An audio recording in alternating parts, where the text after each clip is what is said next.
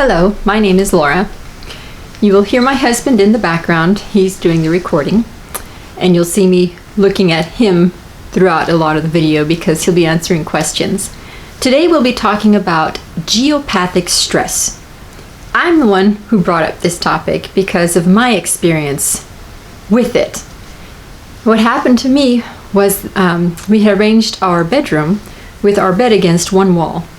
And after a while, I started waking up every day with headaches, feeling tired all the time, and a lot of neck tension, muscle cramps, and a lot of back pain. And we couldn't really figure out why.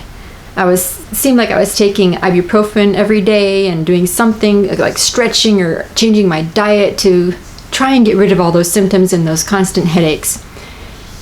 What my husband was told and what was discovered was that there was underground water source running underground and that went directly underneath our house where our bed was, where the top half of our bodies laid. So we moved the bed, and then after a short time, the headaches stopped, the neck pain and soreness and stiffness of the back, everything just stopped. And that's why I wanted to make sure we created this video, because I'm not the only one who's experienced this. We've had several individuals who've had cases where geopathic stress affected their physical bodies too. So let's get down to the business of all this and ask the deep question: what is geopathic stress? I'm turning to my husband. It's his turn. Well, first of all, you said that you took ibuprofen, and did you really take those? I don't remember you taking those. Yes, back in those days, I still took it. Oh, okay. Mm-hmm. That was before my husband really honed into those healing abilities, and I haven't taken medication in years. Honed in. And that's when, before you talk to me, it's not about honing into anything. Before he embraced it. Exactly. That's more like it. Through a lot of friendly, loving persuasion. Okay.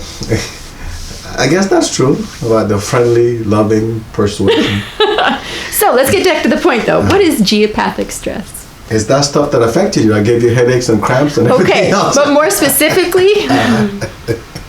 Yeah, well, they come in different forms. The form that you experience is the one where it's the underground water, right? Or underground creek is what they call it. Any source of water that runs underground. Okay, so why is that bad? Or why did that affect me in a bad way? Right, that's a good thing. It's not that it's bad. There are a lot of individuals that don't even realize, well, I guess it's not good, but a lot of individuals don't even realize that it's affecting them. Mm-hmm. And there are folks that don't show any signs of geopathic stress affecting their body at all. I guess I'm just really sensitive sometimes.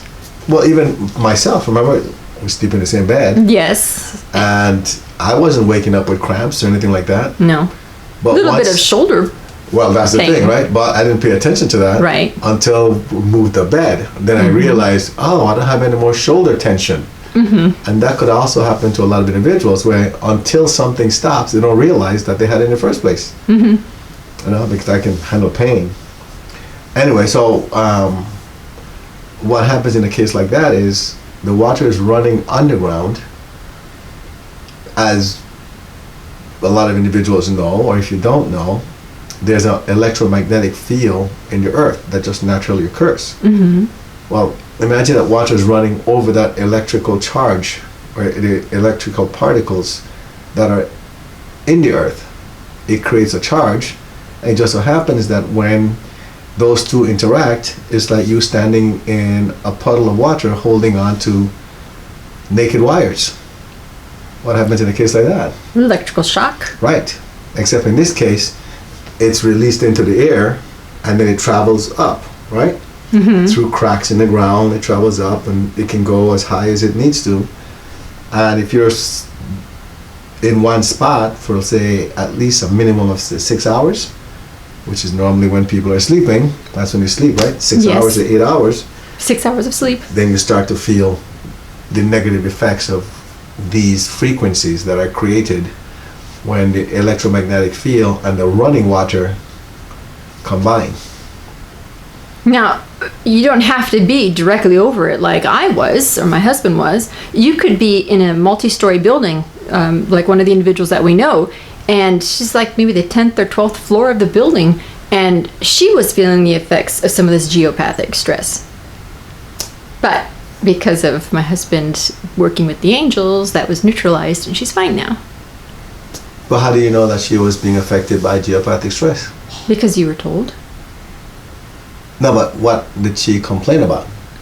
Oh, she had headaches, and what else? I don't remember what. She's the one that had leg cramps. Oh, she had the leg cramps. Right, because she normally. I'm getting all these individuals confused. It's Sorry. leg cramps because the headache was a normal thing that we've dealt with, so that wouldn't have triggered. Okay, so it was the leg cramping. It was the leg cramping, and that because that's like. And that also happens, leg cramping. Right. Muscle cramping. Mm-hmm. Okay, so.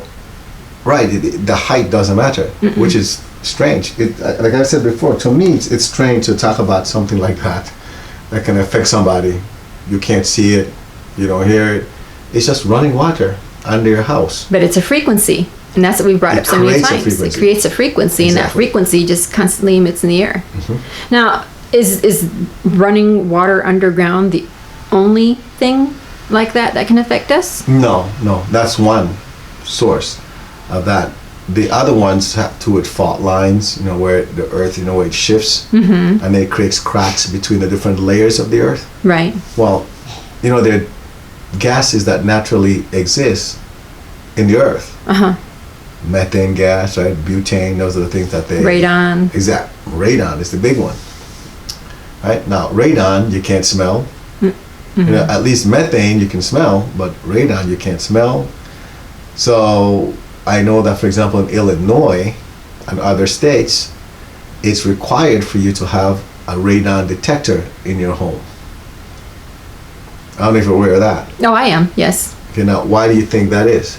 Because you can't smell or detect the gas any other way, and it was probably killing people and they didn't even know it. Okay, but why did that become, you think, a requirement? Because... What do you think happened? I know that you have faults all over Illinois. I forgot the name of the fault, the big one that's there. Now you get into technical. Do you remember when they put that into effect? That was something that was put into effect maybe 10 years ago, 15 years ago. It hasn't been a long time since they put that into effect as far as a radon like detector. Around 2000? Right. It was like about recent. 20 years ago. Mm-hmm. Right? Not too long. Well, for us, it's recent. But for other people, the young people, they're like, oh, that's really old, but that's not really the case. But they did that because people were dying. Or people's health was being affected. And when they took them to the hospital, the people that were being affected, they realized that they were being exposed to radon gas. And that's when they tracked it into the basements of homes or people living in their homes. But it's not something you can just easily detect. You have to be looking for it. And that's when they made a requirement that people had that in their homes. Okay. Right. So we have faults that can emit gases into the air, but also they emit a frequency as well, like the running water does. Right. Is that all? No. There's more? That's not exactly. But wait, there's more. What else is there that causes geopathic stress? They have what they call these lines, right? And I only talk about the two that are known to affect people in a negative way. They have what we call the curry lines, and these are things you can look up on the internet. So I like curry. Well, these are not the same thing. No. It's not fun and spicy. Tasty, delicious.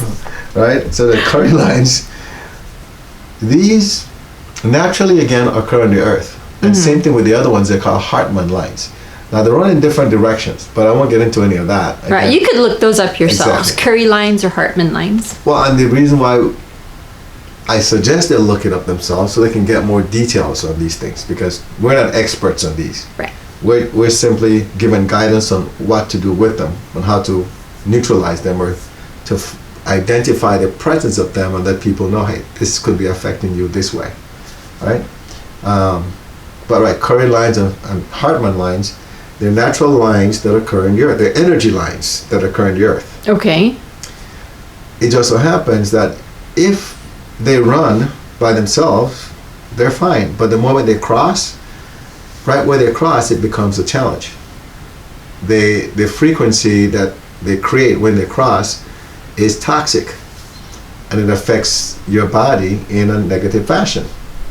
And whether it's Curry lines crossing Curry lines, or Hartman lines crossing Hartman lines, and it's been written that if, for example, a Curry line crosses a Hartman line, that's even worse, because that can happen as well. So how do we know where these things are so we can avoid them? Well, there are companies out there, I'm sure they have them in America, that specialize in just geopathic stress work. Mm-hmm. You know, and I would suggest for people, I mean, they can contact us and we can, from here, we don't have to go to their house, right? Right. My husband can work with the angels to neutralize those effects. Or first identify them, not just neutralize. We can just Right. neutralize. Well, identify them and then work with. Right, we have to see if they're there first, Mm-hmm. and then what they're doing. Because remember, just like with our house, we just move the bed. Mm-hmm. And in some cases, it's that simple. Just look to see where in the house you have a spot that's safe, they're not crossing, and then you move the bed over there and you're fine. In other cases, you have to neutralize them. Now, I know that with myself, we've seen this because I'm still experimenting with it. We neutralize an area and it only lasts so long, it's not permanent so far, right? So You're still I want people to experimenting. know that. It might last 3 months, 6 months, and then we have to go and check again and then neutralize it again until I really get the hang of this thing. There are services out there though that can help you move things around. They don't know how to neutralize it, but they can move things around. They know where the lines are, and they tell you, oh, put your bed over here, or they might rearrange your house a little bit to make it safer for you. So the easiest action is to move things around. Okay. Okay.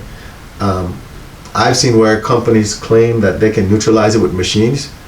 We had one individual we have one individual we worked with, or we're still working with, Yes. and we suggested that she get the machine just so we could see if it really worked. And from what we've seen, it doesn't really work.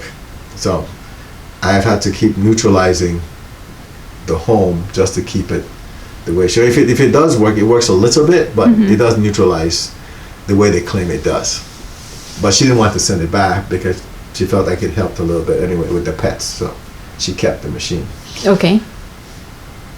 That's the Curry lines and the Hartman lines. So those are negative lines. But they're not negative lines. They're just the ones that lines could are create fine. It's non-beneficial effects only when they cross. when they cross. Right. That's important to note. It's when they cross. And again, it only affects you really if you're over it for several hours, like 6 to 8 hours at a time. Right, exactly, for an extended period of time. So Okay. that could be at work. You know, if you're at work, you sit at a desk, you don't move for 4 or 6 hours, and you're over one of those type of lines or one of those crosses or underground water running, then you could get that effect. So are there some lines that are good for us? Well, they have ley lines that are supposed to be good, right? They're supposed to emit positive energy instead of negative energy that can affect you. Wow. And that's spelled Ley. And those are supposed to connect. They say that if you look at any sacred place, like a temple, any of the renowned ones, Okay. Like They're- Taj Mahal. they're all right. They're Okay. all over. They're all built over ley lines where they cross. It's been proven that So that's the way. that's why they feel so special. That's correct. Because it's supposed to multiply your positive energy. It takes positive and then it multiplies it. And somebody asked once, say, if it's negative, does it multiply it too? That hasn't been proven, but apparently it multiplies positive energy. When they cross, they multiply the energy. So those are ley lines. But we're talking about the ones that affect in a negative way. Right. And those are the Curry lines, The Hartman Hartman lines. lines, The faults, right. and the underground water. the underground water. Okay. Yeah. Okay. Now, for example, we know of some individuals that we've helped with things like that, especially like the one family in the Cayman Islands. Mhm. And I just wanted to mention that the single mom with the 3 boys, Mhm. You want to talk about that a little bit? Oh, okay. Close it out with that. I'll tell the story then. A single mom in the Cayman Islands with 3 boys, and her oldest one displayed the most disruptive behavior in school and in general. The boys were always fighting with one another. They all had challenges in school and with behavior. And what was discovered was that there was a creek that ran underground of the place that she was renting, and it went mainly under the bedroom where all of them slept. So my husband was guided to do some work with the angels, and they neutralized everything, and within a week the attitude, the behavior, everything changed for the better, and they've been doing well ever since. As far as we know. As far as we know. Yeah, we haven't gotten an update in a while, but that's what normally happens. When things are going good, we don't hear from anyone. It's when everything starts to go down again, like, hey, we need help again. Yeah, they go, who's this? I don't know who you are. That's what I start saying. Anyway, so to me, that's a classic case, right? Because people would think that the kid is a bad kid or disrespectful, who knows what else. And it was just all this energy that was affecting him. That's correct. So we just wanted to share that with, and it could also, the same thing could be at school. I think you asked the question before, what if you're in a classroom at school? Right, kids who are in the same classroom all day long, they're in school for 6 to 8 hours at a time. And if they're sitting in an area where these lines cross, or there's an underground water creek, or there's a fault there or something, it will affect them. And their behavior, their academic performance, everything. Now, might even make them sick. Right. Physically sick. Exactly. And the curious thing about this is that once you leave that area, then you feel fine. All right, so people might not even be aware of that when they just say, well, when I'm in this place, I don't feel right. Well, see, if you experience that, let us know. Maybe we can go and check and see if there's something like that there that might be affecting you when you're there. And then you leave and, like, nothing happened. You're fine. No headaches, no more exhaustion. You feel great. But you notice that when you go back to that one spot, you just don't feel right. So you might want to pay attention. Okay, I hope this video has helped you. That is all that we have to cover about geopathic stress at this time. Feel free to send us questions and comments.